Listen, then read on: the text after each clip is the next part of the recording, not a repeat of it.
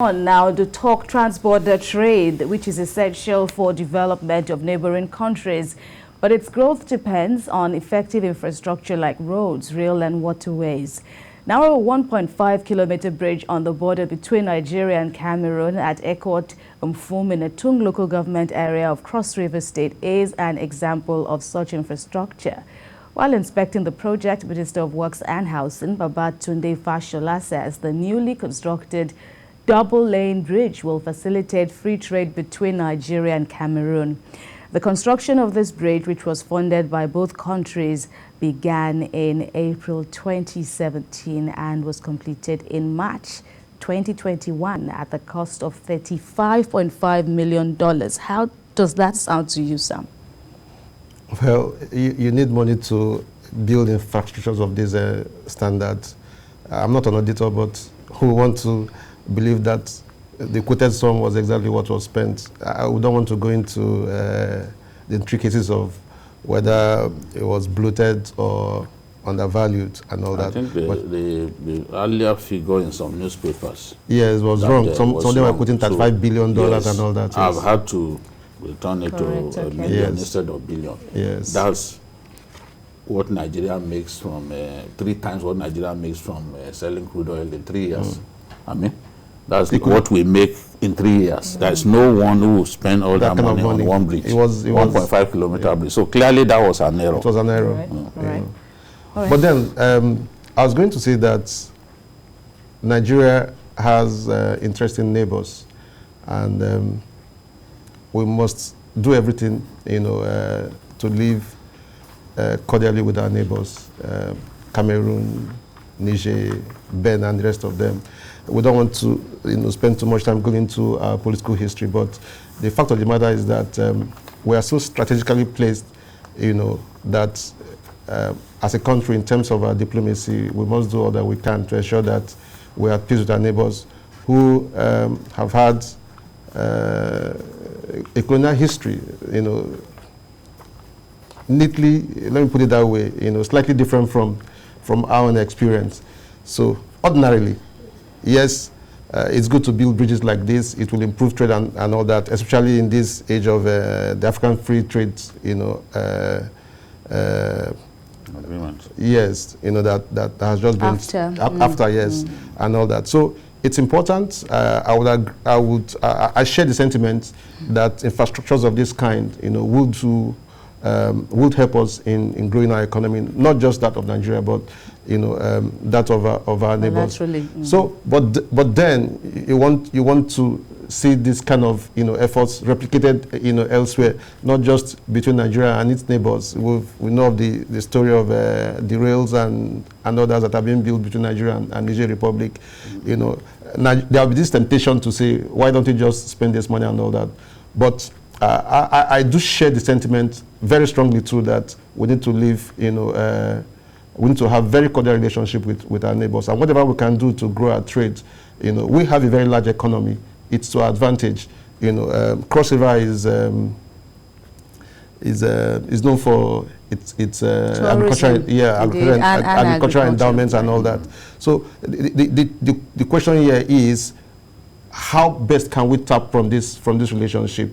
It's up to us as a country, not just building infrastructures. We must do everything to ensure that we get value from the infrastructures that we are putting in place, not just within our country, but with our neighbors. Absolutely. Because you've already spoken to the reported sum that was said to have gulped the construction of this bridge, even though both countries reportedly financed the work done. But it's not the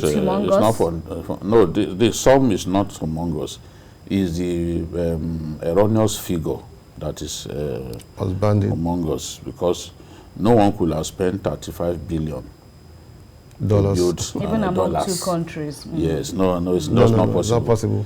That what your country makes from crude oil in more than 3 years will be spent on just a 1.5 kilometer bridge. No, there's nowhere in the world where they will spend that kind of money on a bridge. As small, I mean, the bridge is not like even third mainland bridge. Even third mainland bridge will not go up that kind of money in today's world. you know. So because the fourth mainland bridge that a consortium of banks have come together to finance, it's not going to cost that much, and it's way longer, you know, and some of the attachments to it are not even in this one. So we have to commend the government for coming up with this infrastructure. Yes, we are co-funding it. That's where it is different to the one in Niger Republic. It's significant that this one is co-funded by Nigeria and Cameroon, but we have played our part, and I'm proud of the work that I've seen. I'm proud of the minister.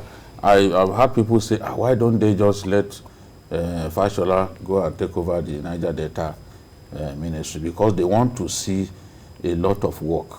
I've seen even people from that zone say, why don't they just give this to Fashola, that he has so much energy and his achievements are as apparent as daylight, you know. But that's what it is. The president has given him. The president has given him his own job, and he's doing his own job well. We want to encourage him to finish the Lagos-Ibadan Expressway. Absolutely. We were told that it won't exceed this year. I hope that it will indeed not exceed this year. Then, of course, the Kano Abuja Dual Carriageway, we would like to see that one too completed, but maybe sometime in 2023, because it's a complete reconstruction that they are doing. It's not just rehabilitation of the road, complete reconstruction. And in the situation in which you have bridges on that road, you can now see why the cost has really ballooned.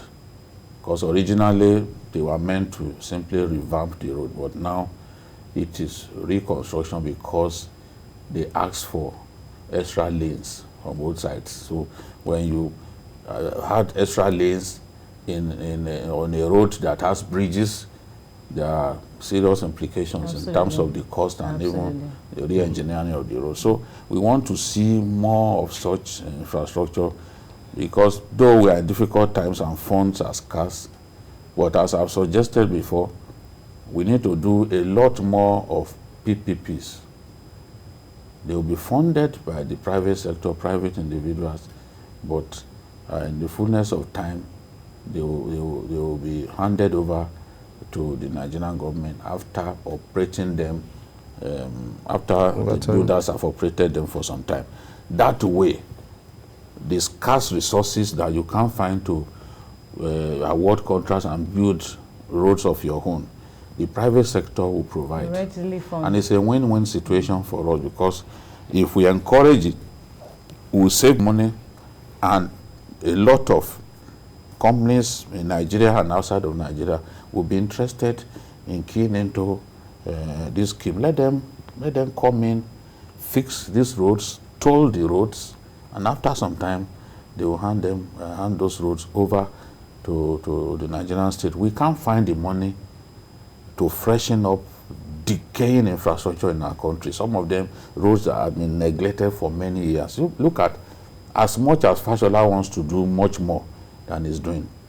If you look at the budget to see what was allocated to his ministry, you just know that there's so little that he can do. But we have critical roads, including the second Niger bridge, that the minister has told us will be ready in 2022. Let us encourage him to take his word as bond and deliver that facility in the year that he told us it will be delivered. He has even called it the first shoots now of completed projects in the Buhari administration. But you know, what are your final words on this issue? Of course, maintenance remains a key problem for our critical infrastructure, roads and the like. But what are you expecting to see with this example? You already said it, maintenance is a key issue, but the other issue that would interest me is contentions over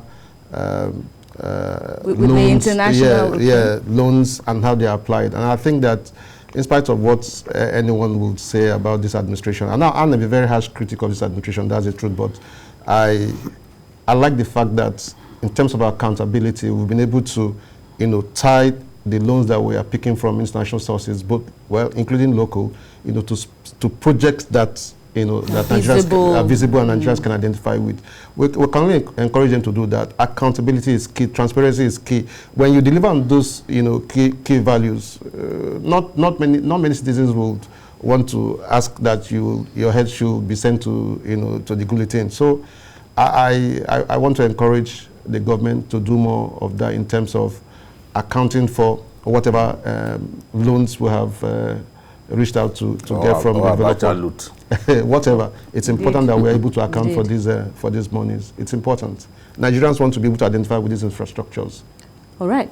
Well, thank you very much, gentlemen. We have, reached the point where we say bye-byes and essentially our thank yous. Sami Bemere, BKO, thank you very much for the rich contributions on the program today. Ayodele Ozubaku is unavoidably absent, but will join the team soon. To you all out there, thank you very much for watching the program today. Don't forget to join in again tomorrow for another episode of Journalist Hangout. Don't forget to also join in on Sunday from 1:30 p.m. to 3:30 for Journalist Hangout Sunday Special. We're on YouTube at youtube.com/TVC News Nigeria. Thank you all once again for joining us on the program today. I am Kemi Foladiemo. Bye for now, and God bless Nigeria.